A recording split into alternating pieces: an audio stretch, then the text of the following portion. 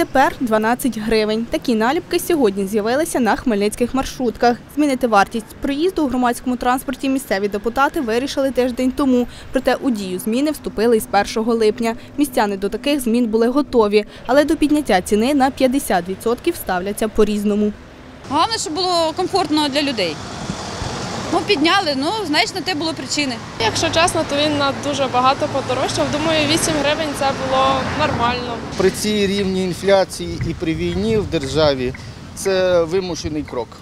Перевізники пояснюють, довгий час працювали собі у збиток, адже паливо у дефіциті та дороге, тому підвищення цін є обґрунтованим. Хочуть, щоб ми довше їздили допізна, а ми по 3-4 години на заправках стояли.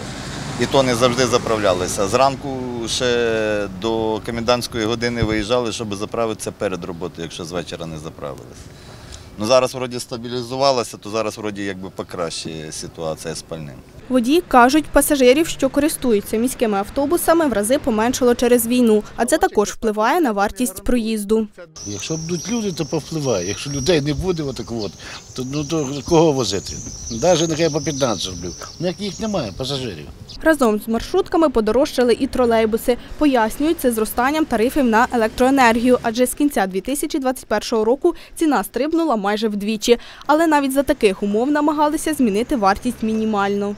Електронний квиток – лише гривна підняття у проїзді тролейбусами, готівка, QR-код, банківська картка – 7 гривень, автобуси – 12 гривень.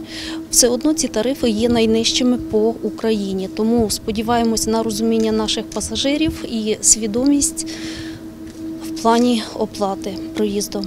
Відповідно, змінилася і вартість проїзних квитків. Стандартний коштує 260 гривень, учнівський – 100, студентський – 130.